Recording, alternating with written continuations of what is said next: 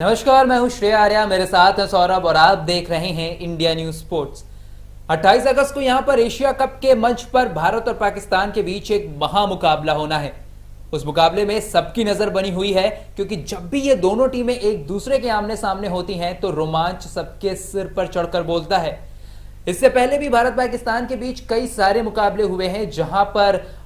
दर्शकों की जो सांसें थी ना सौरभ, वो बिल्कुल ही थम गई थी। अब 28 अगस्त को जो मुकाबला होगा उसके नतीजे पर तो सबकी नजर रहेगी, लेकिन इससे पहले के जो मुकाबले हुए हैं ना, उन मुकाबलों में से दर्शकों के लिए हम कुछ ऐसे चुनिंदा मुकाबले निकाल कर लाए हैं जिन्होंने धड़कनें एकदम बढ़ा दी थी। शुरुआत करते हैं सौरभ 1986 के उस मुकाबले से जिसको जावेद मियांदाद और चेतन शर्मा ने यादगार बना दिया था, क्योंकि वो मुकाबला था ऑस्ट्रेलेशियन कप का। हालांकि आज के वक्त में हम जिसे एशिया कप कहते हैं उसे उन दिनों ऑस्ट्रेलेशिया कप कहा जाता था। और उस मुकाबले की अगर बात करें तो भारतीय टीम ने पहले बल्लेबाजी करते हुए ना सौरभ 246 रन बनाए थे, और जब गेंदबाजी की बारी आई तो यहां पर अगर बात करें तो 7 विकेट भी जल्दी गिरा दिए थे पाकिस्तान के। लेकिन उसके बाद जावेद मियांदाद का जो शो शुरू हुआ और जो बल्लेबाजी करके दिखाई, जो शतकीय पारी खेलकर दिखाई, उसी की बदौलत वहां पर पाकिस्तान को इस मुकाबले में जीत नसीब हुई। जी बिल्कुल। श्रेया भी अपने बात की भारतीय पारी में जिस तरह देखे तो 246 रनों का पाकिस्तान को लक्ष्य दिया था। वहां पे भारतीय टीम की गेंदबाजी कितनी अच्छी रही थी, जहां जवाब में देखे तो 246 रनों में पाकिस्तान के लगातार एक अंतराल पर देखे तो विकेट गिरते जा रहे थे। लेकिन दूसरे छोर पे जावेद मियांदाद जो पाकिस्तान के दिग्गज बल्लेबाजों में से एक रहे हैं, वो टिके रहे, और न केवल टिके रहे, इस मुकाबले में उन्होंने देखे तो शतकीय पारी भी खेली और अपनी टीम को जो है जीत की हम कहें मंजिल तक उन्होंने पहुंचाया भी, जहां पे पारी के अंतिम ओवर तक भी फिर भी जो है रोमांच मुकाबले का खत्म नहीं हुआ था। तब भी कहे दोनों टीमों के लिए ये लगा हुआ था कौन सी टीम मुकाबला जीतेगी। जैसे आपने बोला, दर्शकों की जो है धड़कनें बढ़ा दी थी, ऐसा ये मुकाबला हो गया था। जहां पारी का अंतिम ओवर जो है चेतन शर्मा लेकर आए थे। उन्होंने जिस तरह इस ओवर में जो है गेंदबाजी की, और कहीं ये मुकाबला अंतिम ओवरों में भी काफी जो है रोमांचक जो है बनता चला गया, जहां पे पारी की अंतिम बॉल जो थी मैच की, वहां पर मैच जो है एक बॉल में 4 रनों की दरकार थी। वहां पर जावेद मियांदाद ने कहे यहाँ पर चेतन शर्मा से भी कोई अंडर प्रेशर वाली जो सिचुएशन बनी, जहां पे हम कहें फुल टॉस गेंद जो उनसे डली और उस पर जावेद मियांदाद ने उसका कहे बखूबी फायदा उठाया और छक्का लगा करके जो है पाकिस्तान की टीम को मुकाबले में जीत दिलाई थी। तो कुछ उसी तरह का मुकाबला जो है, जो दूसरा हमारा यादगार मुकाबला है, वो इससे 11 साल बाद यानी कि 1997 से जुड़ा है, जो कि भारतीय टीम ने श्रेय जो है पाकिस्तान का दौरा किया था 3 मैचों की ओडीआई सीरीज के लिए। उस दौरान देखे तो सीरीज का दूसरा मुकाबला था, पहला मुकाबला जो भारतीय टीम हार चुकी थी, तो उसमें दूसरा मुकाबला भारतीय टीम के लिए जीतना बेहद जरूरी था सीरीज के लिहाज से देखा जाए तो वहां पे कहीं अब मुकाबले में जो रिजल्ट रहा वो तो काफी यादगार रहा ही, लेकिन जो बीच मैदान पे जो कुछ दर्शकों से काफी शर्मनाक चीजें देखने को मिली, उसने भी इस मुकाबले को जो है और भी ज्यादा यादगार बना दिया था। जहां पे हम दर्शकों को बता दें कि मैच में जब पाकिस्तान की बल्लेबाजी चल रही थी, पाकिस्तान पहले बल्लेबाजी कर रही थी इस मुकाबले में, पारी का 48वां ओवर चल रहा था। उस दौरान देखे तो एक मैदान के एक हिस्से में दर्शकों ने लगातार देखे तो पथराव वाली सिचुएशन जो बन गई थी। लोगों ने वहां जो बैठे थे, मौजूद थे दर्शक, उन्होंने पत्थर फेंकने शुरू कर दिए थे, जिसके चक्कर में अब पाकिस्तान को अपनी पारी को जो है वहीं पे समाप्त करना पड़ा था। तो इसके बाद जब भारतीय पारी आई तो काफी रोमांच जो है और भी भारतीय पारी में देखने को मिला। पाकिस्तान के गेंदबाजों ने जो है इस मुकाबले को और भी ज्यादा रोमांचक बनाया। हाँ बिल्कुल, क्योंकि ये जो मैच था ना सौरभ, ये 1997 वाला,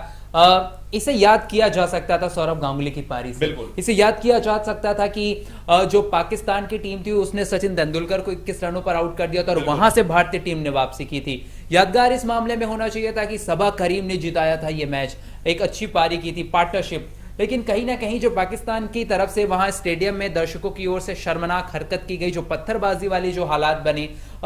उससे यादगार तो नहीं कहेंगे, लेकिन हाँ इतिहास में जरूर दर्ज हो गया कि इस तरह से एक मुकाबला हुआ था जहां पर भारतीय टीम ने जीत नसीब की थी। तो हमारा जो अगला मुकाबला है थोड़ा सा उसकी ओर बढ़ते हैं, क्योंकि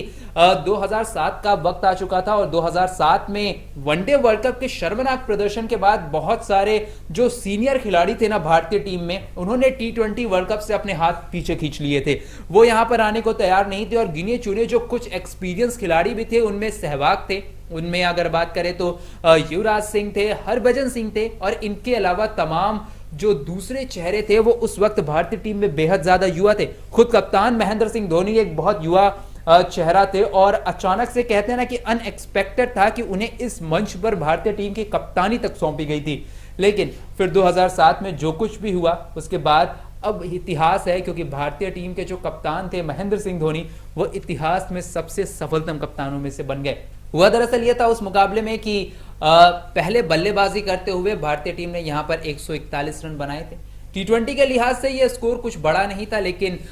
जब गेंदबाजी में भारतीय टीम उतरी ना सौरभ, तो वहां पर पाकिस्तान को 141 रनों पर ही उन्होंने रोक दिया और फिर शुरू हुआ जो टी20 के इतिहास का या कहें कि क्रिकेट के इतिहास का पहला बॉल आउट। जी बिल्कुल, पहला बॉल आउट था। यहाँ पे तारीफ सबसे पहले तो भारतीय गेंदबाजों की करनी होगी, क्योंकि जैसा अभी श्रेय आपने बोला कि टी20 के लिहाज से 141 रन जो बोर्ड पे लगाना, 142 रनों का लक्ष्य काफी बड़ा लक्ष्य नहीं था, लेकिन उसके बावजूद भारतीय गेंदबाजी में इरफान पठान ने जिस तरह की गेंदबाजी की, आरपी सिंह से जिस तरह की गेंदबाजी रही, इन दोनों ने कहीं भारतीय टीम को जो है जीत की दहलीज तक पहुंचाया, या कहीं मैच को जो है टाई कराने में जो अपनी अहम भूमिका निभाई। जिसके बाद बॉल आउट जो कोई भी श्रेय ने बताया, क्रिकेट के इतिहास के हम गए पहला बॉल आउट देखने को मिलता, जहां पे भारतीय गेंदबाजों ने या कहें भारतीय टीम की ओर से वहां पे भी अच्छा खासा प्रदर्शन देखने को मिला, जहां पे पहले वीरेंद्र सहवाग, उसके बाद देखे तो हरभजन सिंह, उसके बाद रोबिन उथप्पा ने आकर के कहे बॉल आउट में तीनों के तीनों देखे तो भारतीय टीम की चांस जो मिले, वहां पर विकेट जो है सामने गिरती नजर आई, जबकि पाकिस्तान ने जो बॉल आउट में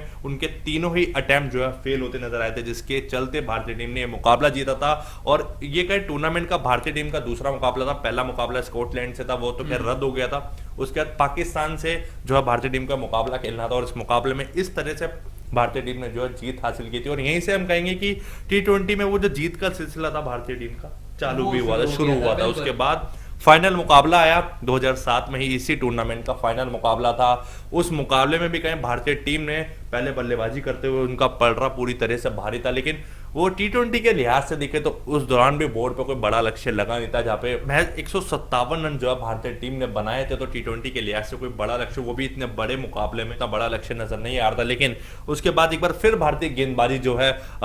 भारतीय गेंदबाजी का कमाल देखने को मिला। पाकिस्तान की बल्लेबाजी आई, पाकिस्तान की टीम के शुरुआती झटके लगे और 77 रनों पर जो है पाकिस्तान के श्रेय एक वक्त पे 6 आउट हो गए थे। तो वहीं से जो है दबाव पाकिस्तान के लिए शुरू हो गया था। लेकिन उसके बाद मिसबाह-उल हक का जो शो देखने को मिला वो काफी काबिले तारीफ था। उन्होंने कहा पाकिस्तान के फैंस की उम्मीदें जरूर बढ़ाई थी। हाँ, क्योंकि वहां पर जिस तरह से उन्होंने बल्लेबाजी करके दिखाई थी, और खासकर अंतिम ओवर की बात करें, क्योंकि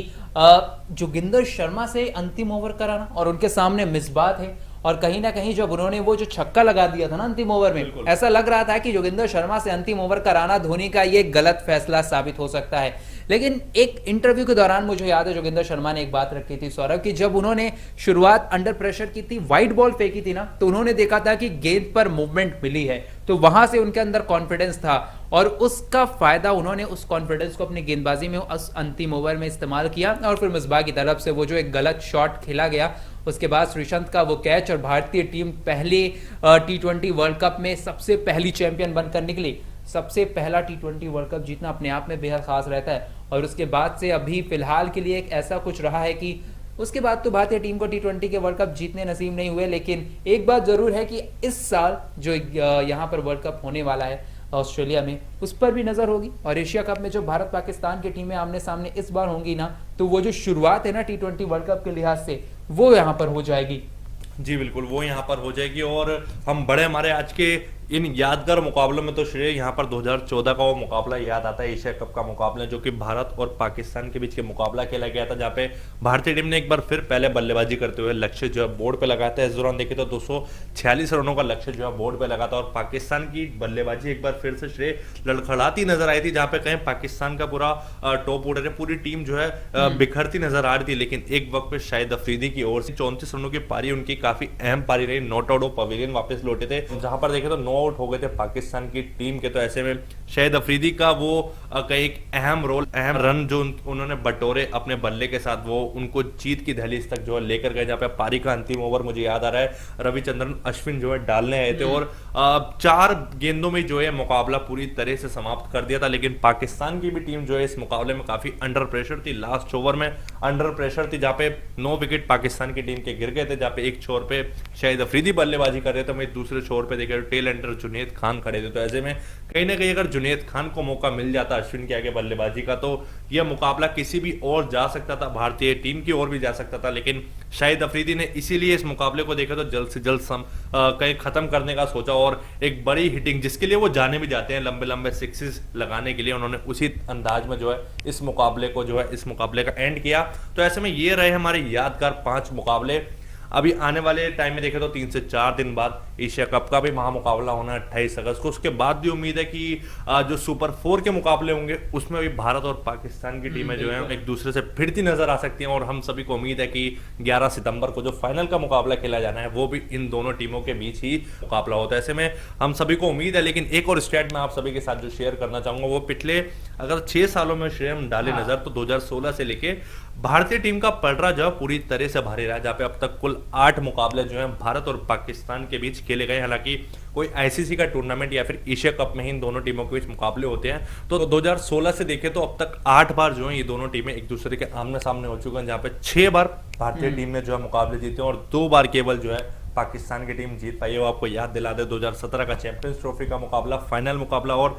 पिछले साल जो T20 विश्व कप खेला गया था उसमें पाकिस्तान ने जो है भारतीय टीम को हराया था। तो इस लिहाज से भारतीय टीम का पलड़ा ओवरऑल भी देखे तो भारी रहा है, और अब पिछले 6 सालों के दौरान देखे तब भी भारतीय टीम का पलड़ा जो भारी रहा है। तो ऐसे में हम सभी को उम्मीद है कि 28 अगस्त को जो मुकाबला है उसमें भारतीय टीम पूरे इस भारी पलड़े के साथ जो है मैदान पर उतरेगी, उसी कॉन्फिडेंस में जो भारतीय टीम खेलती नजर आएगी और इस अपने जो पुराने स्टैट को जो एक बार फिर से दोहराएगी और पाकिस्तान को इस मुकाबले में हराएगी। फिलहाल के लिए आज की इस वीडियो में इतना ही। अगर आपको ये सभी यादगार जो भारतीय और पाकिस्तान के बीच खेले गए मुकाबलों के पल जो हैं अच्छे लगे हो तो इस वीडियो को लाइक जरूर करें, और अगर आप इंडिया न्यूज स्पोर्ट्स के चैनल पर नए हैं तो चैनल को सब्सक्राइब करना बिल्कुल भी ना भूलें। नमस्कार।